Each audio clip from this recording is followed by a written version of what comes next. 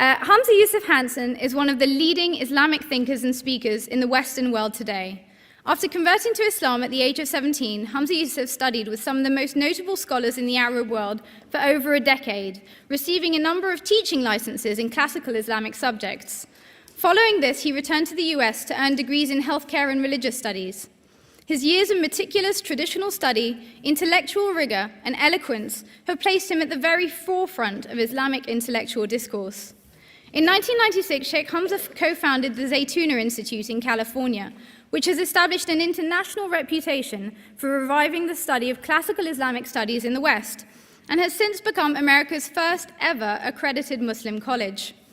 As one of the most recognized and respected voices, Shaykh Hamza regularly delivers lectures at venues drawing tens and thousands of supporters.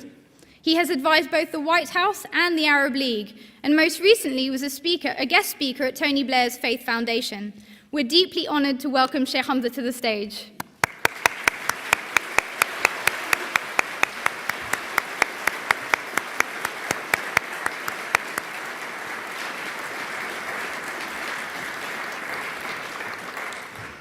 Professor Ramadan is one of the world's foremost and renowned intellectuals in Islamic academia.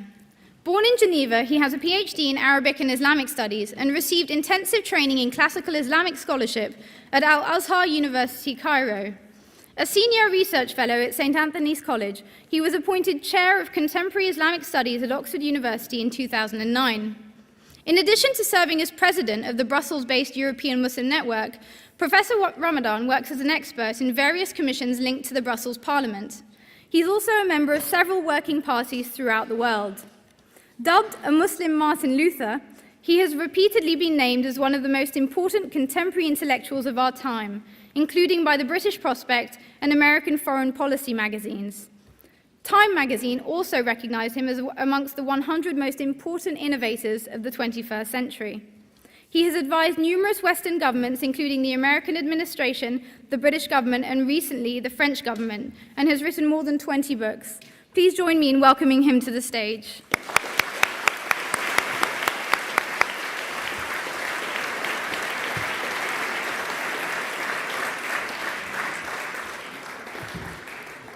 بسم الله الرحمن الرحيم اللهم صل وسلم على سيدنا محمد وعلى آله وصحبه وسلم تسليما كثيرا ولا حول ولا قوة إلا بالله العلي العظيم. In the name of God, the merciful, the compassionate, and peace and prayers be upon all of the prophets of God and upon our Prophet Muhammad. Alhamdulillah. I'm going to try to address each one of these points that I've been asked to address, but before that, I'd like to preface my remarks by talking about a specific problem that we have when we look at the Islamic tradition, when we look at Islam as a faith, and when we are addressing an audience that contains both peoples from the Islamic faith of various, obviously, types and backgrounds, and then of Western people. In science, you have what are called non-complementary paradigms. And to give an example of that, Newtonian physics is a certain way of viewing the world, and it works at a certain level. But if you attempt to apply Newtonian physics to quantum mechanics, it doesn't work. You have a non-complementary system attempting to address things that are very different and need a different language to describe them and a different theoretical basis to make sense of them. In many ways, the post-industrial, increasingly postmodern Western liberalism is akin to quantum mechanics, and the Islamic tradition is more akin to Newtonian physics. And so when the two of us attempt to talk, we're speaking completely different languages. And it really creates a massive barrier. Let me give you one example. One of the fundamental premises of the Islamic tradition is that human activity has metaphysical impact. That what we do in the world is actually reflected back to us through the world. So natural disasters are not seen as simply events that happen because of tectonic plate shifts, but there's actually a relationship between human behavior and between what is happening in the world. For many, many Western peoples now, that idea is a quaint, superstitious, historical idea from a previous time, something very difficult for Western people to actually relate to. One of the problems with that idea, however, and I do put this caveat, is that many Muslims will use that as a way of pointing the finger at people and saying, this is why it's happening. You're an evil person and therefore God is zapping you. That is also a major problem because there's nothing in the Islamic tradition that permits one to do that, because it is arrogating to oneself the judgment of God, and that's simply not in the realm of a human being to do. And so that's a very important point.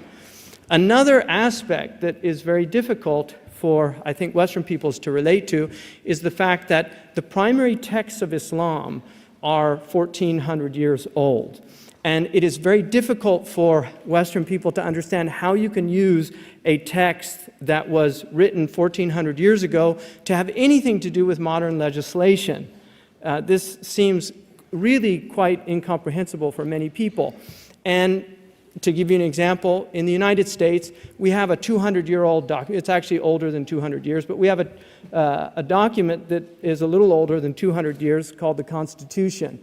It's the basis of our legal system. In the arguments that we have in the United States of America, we have arguments around what they call strict construction and loose construction, how we interpret the Constitution, originalism versus a living Constitution, the idea of what's called textualism in our tradition, intentionalism. What's the intent of the framers when they said these things? And should we base it on their intent, even though they were speaking 200 years ago in a very different context? Or is it a living constitution that can be reinterpreted based on the changes of time?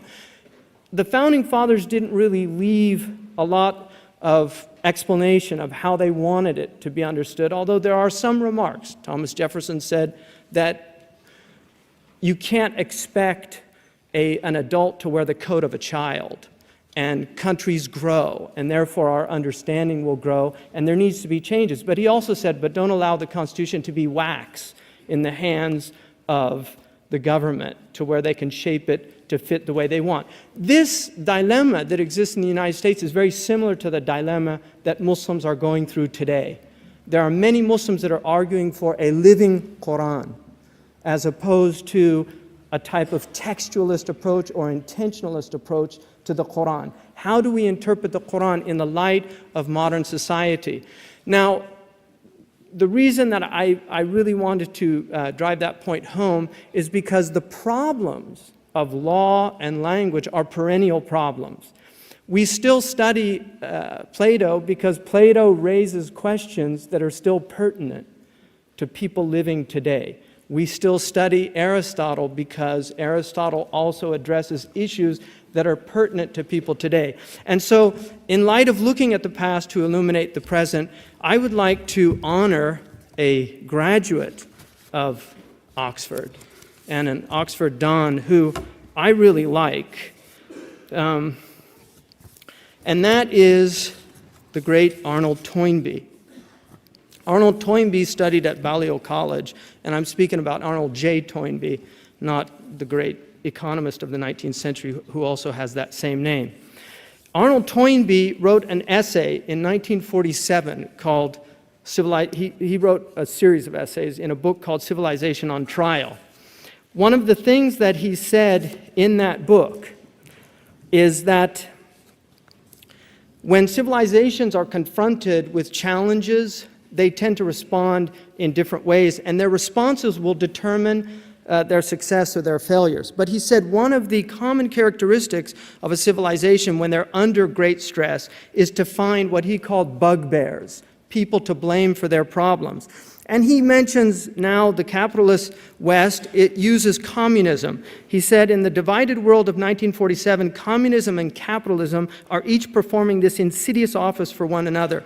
Whenever things go awry in circumstances that seem ever more intractable, we tend to accuse the enemy of having sown tares in our field, and thereby implicitly excuse ourselves for the faults in our own husbandry.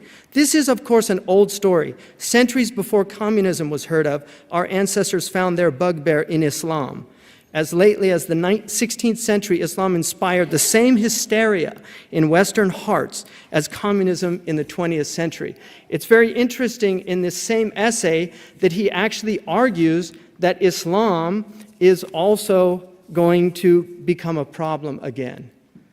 And he addresses what is very fascinating to me, the fact that Islam is up against the wall vis-a-vis Western civilization. And because it's up against the wall, it responds in one of two ways. He calls one of the responses Herodianism and the other Zealotism.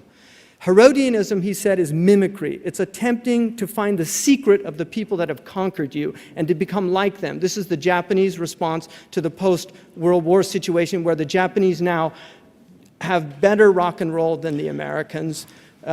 They can imitate Elvis Presley. Even their prime minister, when he came to America, he wanted to go to Graceland.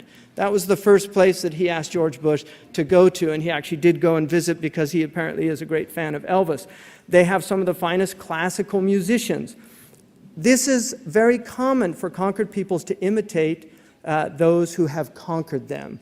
This is why Native Americans are often the last people wearing cowboy clothes, literally wearing the Levi's and the cowboy. They will embellish it with traditional beads and things, but this is something that happens. But he says the other response is zealotism, which is an attempt to fall back on the past in this rigid, nostalgic structure. And he identifies three places where he feels that this will be the biggest problem for the West in dealing with the Muslims. Saudi Arabia, Afghanistan, and Yemen. And it's quite stunning that he did this in 1947, and I would attribute that to the Oxford education. So we're looking forward to such prescient understandings of the future from these young Muslims that are coming out of here. But one of the things that he says is that the problem with Herodianism is that the mimicry is always pale imitation. They can never become really as good as those that they're trying to imitate. And he says the problem with zealotism is that it is invariably a dead end, and it comes to a failure. Now, in terms of looking at Islamic reform today, I have a problem with the word, and I clarified it with Dr. Ramadan, and the word that he understands reform is islah in Arabic, which is a good Arabic term. Islah is the idea of rectifying something after it's corrupted.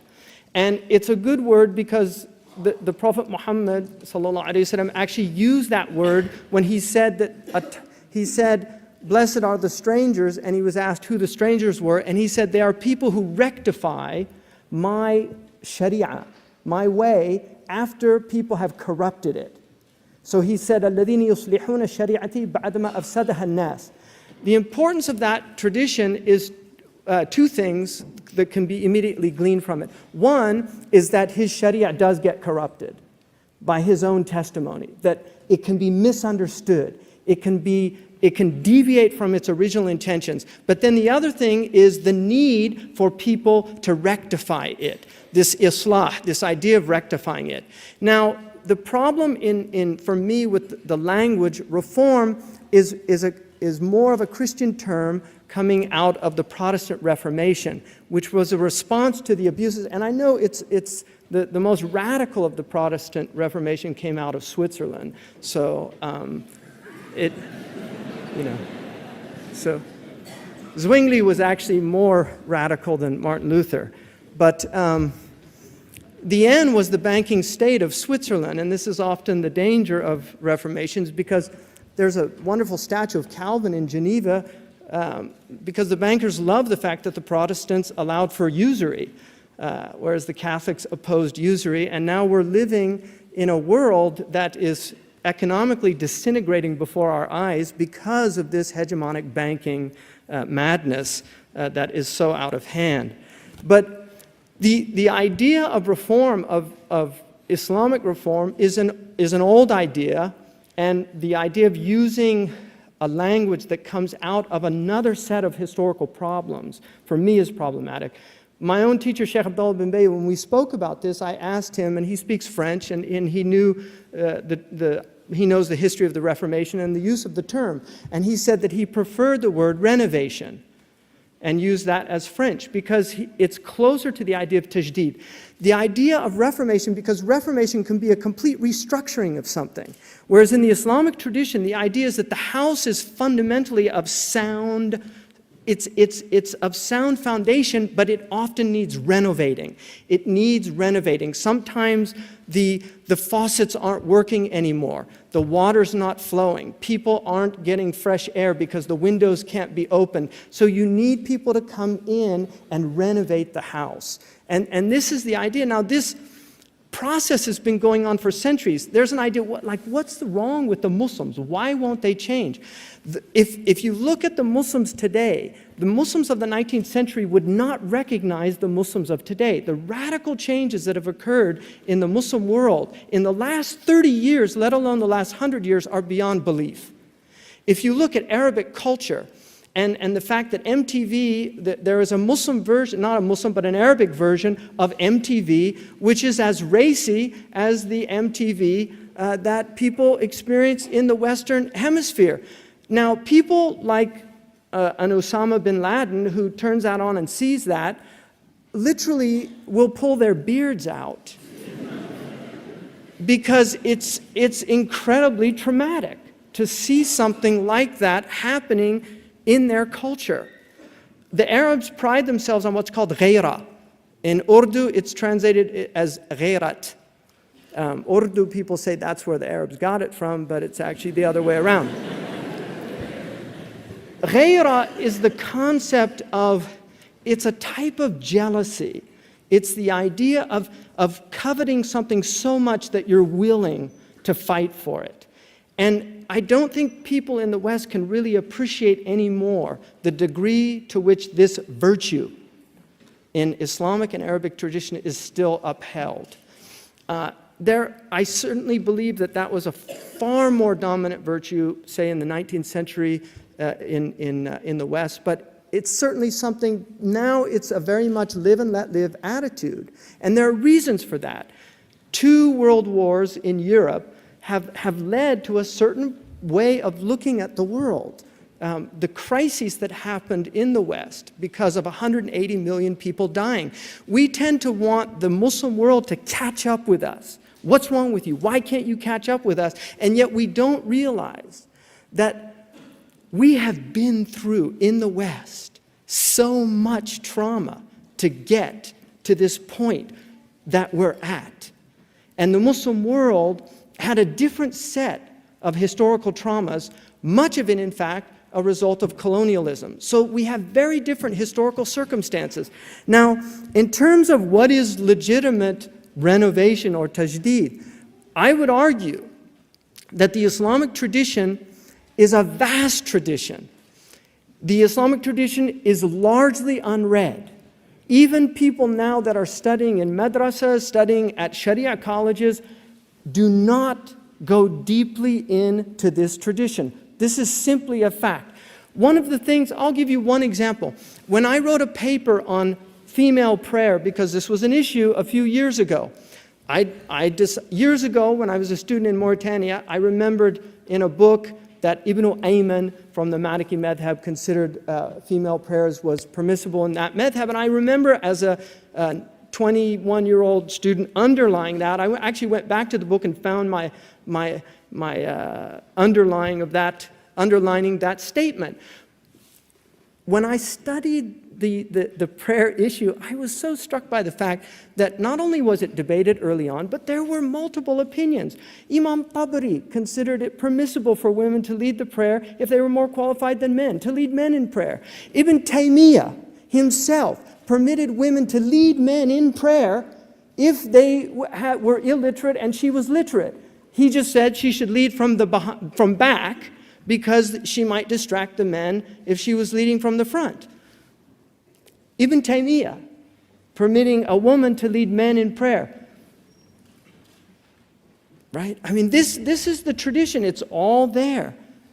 People have no idea how many of these issues were already examined, discussed, and incredible erudition and energy went into this.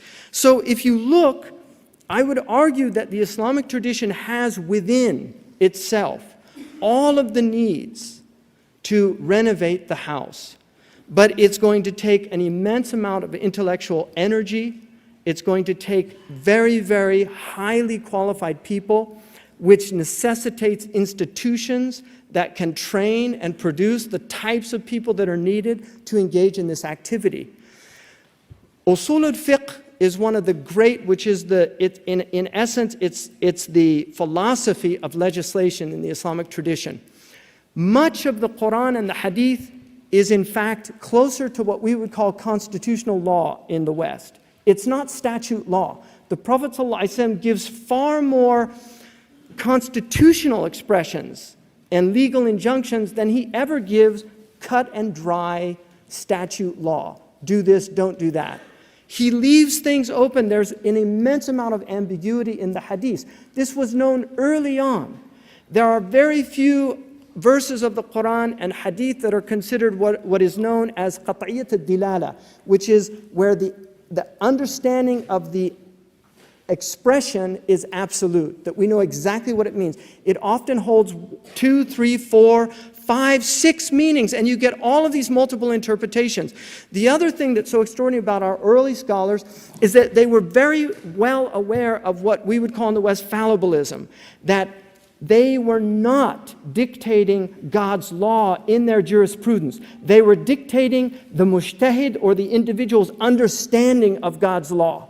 In fact, Ibn Qayyim al-Jawziyya in I'lam al-Muwaqqi'in has a chapter entitled The Prohibition of Calling a Fatwa the Ruling of God. The prohibition of calling a fatwa the ruling of God. The fatwa is a personal opinion of a mujtahid in attempting to understand the intention of a text. Moreover, the fatwa was known and understood to be specific, in many cases, to time and place. This is another aspect of fatwas that are rarely understood, even amongst people that are trained in classical Islamic education. The Hanafi school believes that the place actually affects the ruling, even though the other three schools do not in the Sunni tradition.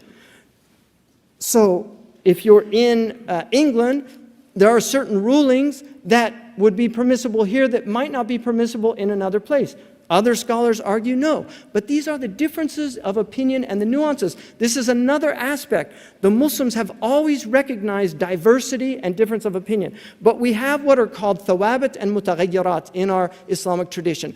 The thawabit are things that do not change. They cannot be reformed. One of them is our basic understanding of God, our basic understanding of prophecy, our basic understanding of eschatology, of what happens after life. These things are fixed and eternal. They don't change with time and place. God is all-powerful, omniscient. He speaks, and he has no gender, even if we use gender language to express the divine by the limitations of language. But Muslim theologians were always clear there is no gender to God. God is neither male nor female, transcendent. So that aspect cannot change. What changes then? The changes are our understandings. But those understandings have to be based on following rigorous principles. The first and foremost is they have to be within the context of the language in which the revelation was revealed. And this is why, as opposed to living Constitution, the idea that the language and the intent of the framers of the Constitution have no relevance to us today. This is a debate. This is a very important departure for the vast majority of Muslims with certain reformist movements today. The idea that somehow we can reinterpret the Quran in the light of 21st century language. The Quran was written in Arabic of the 7th century. That Arabic was preserved to a degree by which only people who really have studied this tradition understand. It is one of the great human achievements, the preservation of the Arabic language, the exact meanings of every single word that is recorded in the Quran, of all the words that are recorded in the Hadith, and having to prove what those words mean. And on rare occasion, saying we can't ascertain the exact meaning of this word or the multiple possible meanings, like the word ib, which is in Surah Abasa. So the Muslims, jurists, traditionally believed that you could not go outside of the language. You were confined by the language. Now, the other aspect of this, which is very important, is they were always aware of the ambiguous nature of language. The Quran is open to multiple interpretations and multiple meanings and will be until the end of time. Verses can be reinterpreted in the light of new knowledge and have and will continue to be. So the Islamic reform or tajdeed that's happened in the past, we have many examples of that. But I would look at a few that occurred in the 19th century. In the late 19th century, with the colonial incursions, there became a response to the Western colonization of the Muslim countries. Some of those responses involved attacking Muslim spirituality because they believed, like Muhammad Abdu and others, they believed that the Muslims were far too otherworldly, that the Sufis had taken hold of their understanding to such a degree that they really forgot about the world itself. And so the emphasis then was to focus on the political, the economic dimensions that had been ignored for so long. And so you got these reformist movements that were essentially political and economic attempts at redressing the real problems in the Muslim world, educational problems, the fact that things like engineering were so widely ignored, attempting to redress the problems of Muslim universities. Al-Azhar is a good example of that. Al-Azhar was traditionally only where people were trained in Islamic tradition, and now it is a multi-dimensional, multi-faceted university. That was an attempt at reforming the problem of limiting Islamic universities simply to the subjects of Islamic tradition.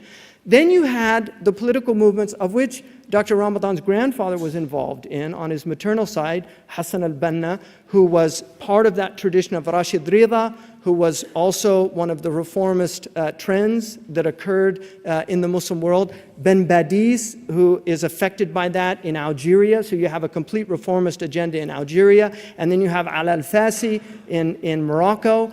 These are all happening on top of the Wahhabi reformist movement that was happening even earlier than that in the 1780s, 1790s, and then it's reinvigorated with King Abdulaziz's conquest of the Arabian Peninsula. These are all attempts at reform, of dealing with the collapse of the Muslim sovereignty and the Muslim ethos. One of the great traumas of the Muslim world was in 1924 when the Ottoman Caliphate officially dismantled. There was a conference in Mecca that was done to reestablish it, to appoint a new caliph.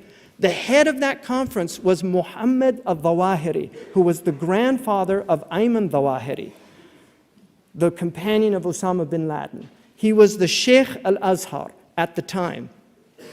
I mean, this is quite extraordinary. Ayman Zawahiri's grandfather on his maternal side wrote the Egyptian constitution. He was one of the most important people in designing the Egyptian constitution. He comes from a very traditional, very aristocratic Egyptian family. So what happened between Muhammad Zawahiri and Ayman Zawahiri? I mean, how did that chasm occur to where you end up responding instead of the famous statement of Muhammad Zawahiri in 1924 after they couldn't elect a caliph in Mecca? He said, let's do the janazah prayer over, which is the funeral prayer of the Muslims, over the nation of Islam. That was Muhammad Zawahiri, his grandfather's response to the inability to elect a caliph. Now, what's happening now as you get this extraordinary postmodern environment that we're in now, where the internet has opened up all of this extraordinary exchange of ideas, and you have many, many Muslims that have migrated to the West, have imbibed Western liberalism, have imbibed many of the concepts of the West. They're struggling. There is a lot of soul-searching going on. We have, for instance, gay and lesbian people in the United States, and I'm sure here, but in the United States, we have gay and lesbian people who are born into Muslim families that want a gay and lesbian Islam. They want an Islam that is big enough to include the gay and lesbian community. And so there's a movement now there. You have people like Irshad Manji, who is also calling for this reform. The misunderstanding, I think the trouble with Islam today, becoming a spokesman for a certain type of progressive movement. The question is, why is there so much distrust and trepidation by the Muslim grassroots? I would say the fundamental reason is because Lord Cromer, and I don't know if he went to Oxford, but Lord Cromer, who was the governor of Egypt, a close friend of Muhammad Abdu's, said, a reformed Islam is not Islam. And I would argue that that is true and that's not true. It's true in that the fundamental thrust of Islam is that it was a reformist movement to begin with. Islam was redressing the problems that they saw inherent in Christianity, the sectarianism. People have no idea the number of sects of Christians that existed in the Middle East at that time.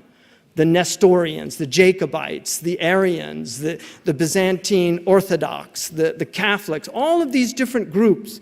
The Malibari Nasranis, who are still in existence in India, had to flee to India, who were Semitic Christians like Ebionites.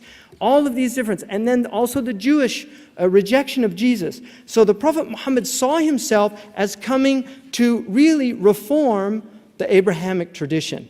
He put in place several constraints in his faith. And also in the Quran, you will find many verses warning not to change the faith. There are many warnings about this. The Prophet, one of the most fundamental concepts in Muslim consciousness is the idea of bid'ah, is the idea of innovation, of changing the structure of things. And this is why the Muslims are very, very wary of messing with the calibration of this religion. This is why when they see new ideas like this, they tend to react. This is the grassroots of Muslims. This, I do not believe, will change for any time soon. I really don't. I think that you will find, and in the Muslim world, this is particularly acute, far less so here. I think Western Muslims are extremely tolerant of many divergent opinions. Even the spectrum of our understanding is quite broad, and what we allow to go under the umbrella is much broader than in many places in the Muslim world. Not all places, but in many places in the Muslim world. But the Muslims historically have been very tolerant of dissent. Now, there is an argument here about British Islam, and I want to talk about that and then make my closing remarks. There's an argument somehow that the British Muslims need to assimilate. They need to fully become British. And there's this problem with multiculturalism. Multiculturalism is threatening the cohesion of our society. I'm amazed at the idea of cohesion. I'd like to see it, where all this wonderful cohesion is. I think people that are in their 70s in this room can remember how cohesive neighborhoods were 60 years ago, 70 years ago. They're much less so today, and I'm old enough to remember how my neighborhood was and how my neighborhood is today. So we have social fragmentation is a problem everywhere. Now, the argument that America, and I find it extraordinary that Brits will tolerate this from your politicians, the argument of saying, look at America, how cohesive they are. They all pledge allegiance to the flag. You know, they have Thanksgiving. You know, everybody has a national turkey day. And, you know, why can't we have a national pheasant day? Or maybe that's too upper crusty. Maybe a national shepherd's pie day. You know.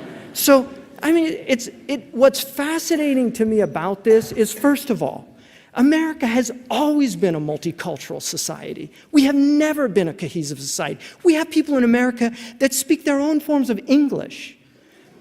Really. And British people would say we all speak our own form of English in America, but, look, we have people, I can't understand them. We have a language called Ebonics. We have a gumbo language, fiddle-eye and a gumbo pie and a filet gumbo. For tonight, I'm going to see my Mashera Mio. I mean, do you understand that? I don't understand. It's a Hank Williams song. I mean, he knew what it was about because it's a Louisiana dialect. I don't know what it is. And I'm sure you've got people up in Yorkshire that you can't tell what they're saying. But look, the reality of it is, America, we have people in America driving around in buggies. In buggies. They're debating whether or not to put rubber tires on those buggies. That's what they're debating in their community. And I'm not making this up. America we have places in my state that says, se habla inglés. That means we speak English here. I'm not making this up. We have 7th generation Chinese in San Francisco, Chinatown, that do not speak English. They have been in the United States for 7 generations. This is America. So this idea, this fantasy that some of these British politicians have of bringing this wonderful, cohesive America over here, good luck, my friends. Seriously. But one of the things I love about England is that you've always tolerated eccentric uncles. Why can't you tolerate eccentric religions? Really? I mean, what's so wrong with that? This country was forged in religious wars. Religious and tribal wars to a certain degree. It was forged in that. You learn the lessons of those wars. Britain is one of the most tolerant places in the world. It really is. And like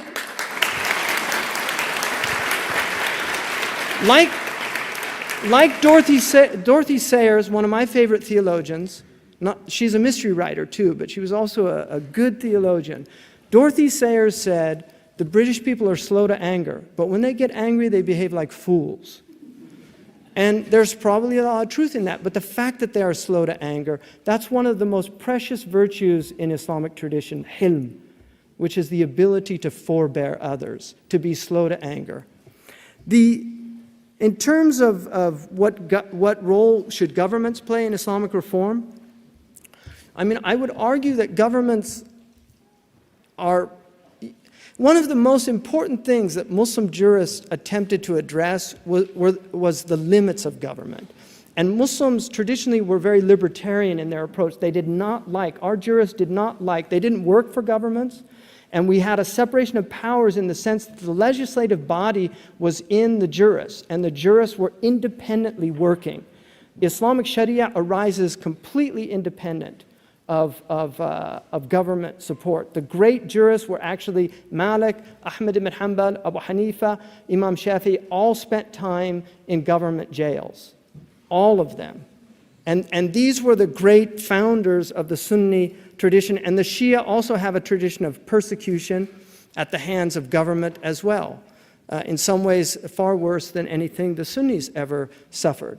So Muslim jurists were always very wary of government. One of the things about that, nothing taints a reputation more in our community than an association with a government. You lose your credibility. When I went into the White House, and I was just a guest, they didn't pay me, I didn't get any money. Maybe I should have asked for something because it was just, but that did more to tarnish my reputation amongst a large segment of the Muslim community, because Muslims are very wary of any scholar who associates closely with a government, and they always have been. And there's a reason for that, because governments never do that out of the graciousness of their goodwill. They co-opt.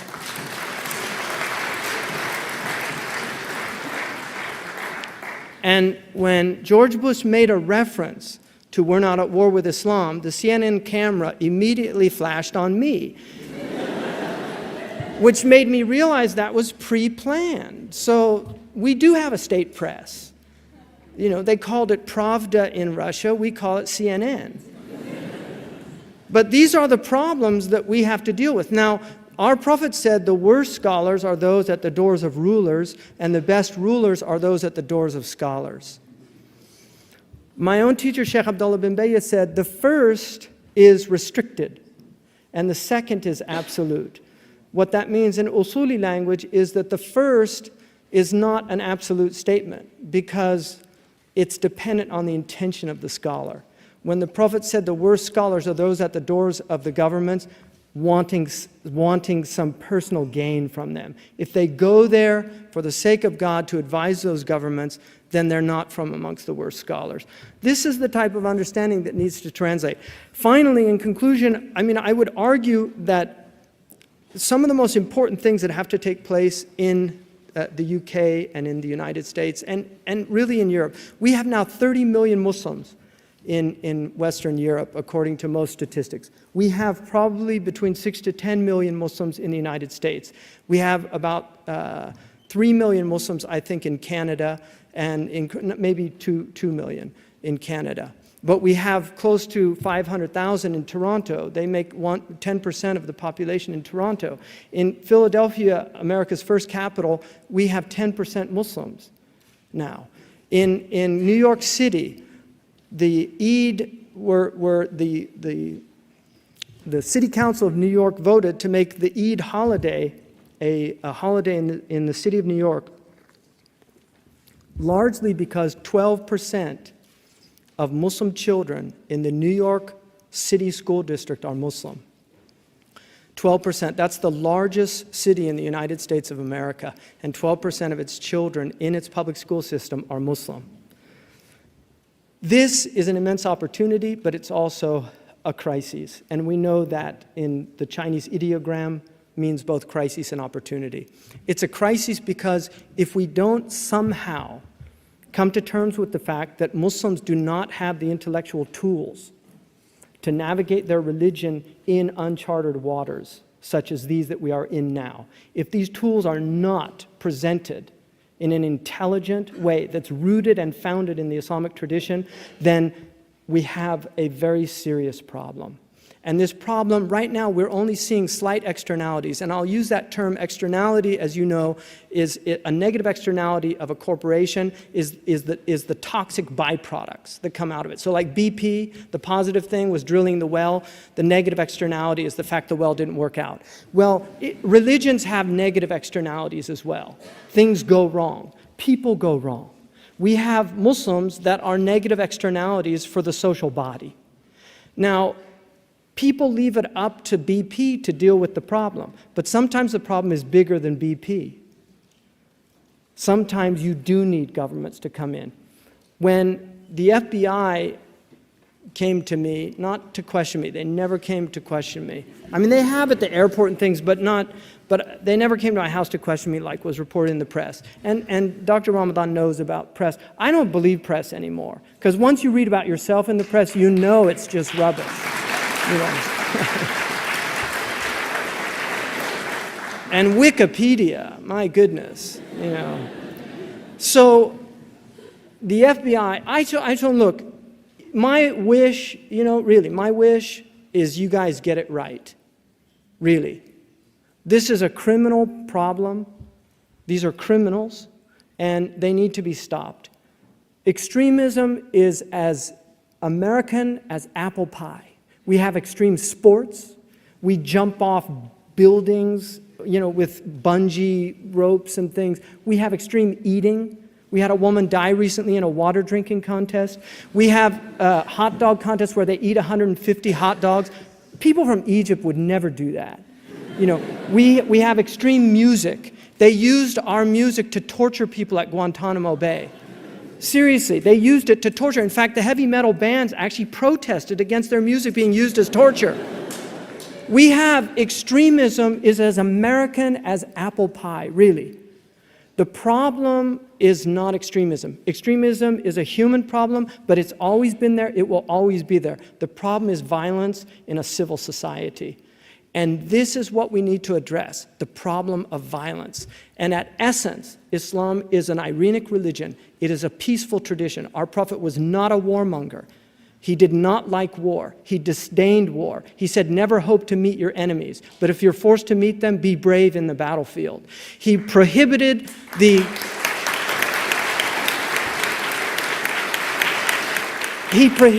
killing of civilians. He prohibited the killing of women and children. In the Maliki fiqh that I studied, the only time that you can fight a woman if she's a combatant on the other side. The Maliki jurists were so troubled by the hadith that they said, if you see a woman on the battlefield, run away from her.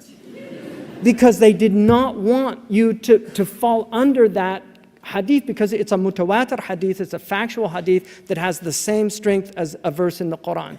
Now, I want to close and end this by saying one of the greatest problems we have is we have what I call Sheikh Googles, weekend muftis. We have now a loss of authority in our tradition. This has led to people like what they call Shaykh bin Laden. Somebody called me up on a recent Arabic program and said, what do you think of Shaykh Osama bin Laden? And I just said, first of all, what do you want from the question? Do you want me to be, if I answer, oh, he's a great guy, to be in Guantanamo Bay tomorrow? I mean, is that kind of the idea? Or what, you want, I think he's terrible. But who made him a sheikh? Really, who made Shaykh Osama bin Laden a sheikh? Osama bin Laden is an accountant.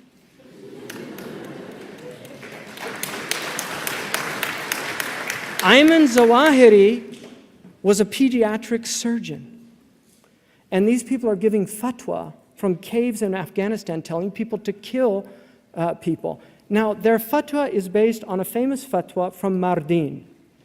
The fatwa that killed Anwar Sadat is the same fatwa. My sheikh and teacher, Sheikh Abdullah bin Bayya, recently held a conference in Turkey in the city of Mardin, which is where the fatwa was addressing an issue in that city. The fact that the ruler of that city was a Muslim but not applying Islamic law, and he was under the influence of the Mughals who were not Muslim at that time. He was asked, is this an abode of war or an abode of peace? He said, it's neither one or the other. It's a hybrid, because it doesn't have the qualities of the abode of war, it doesn't have the qualities of the abode of peace. And then he said something very interesting.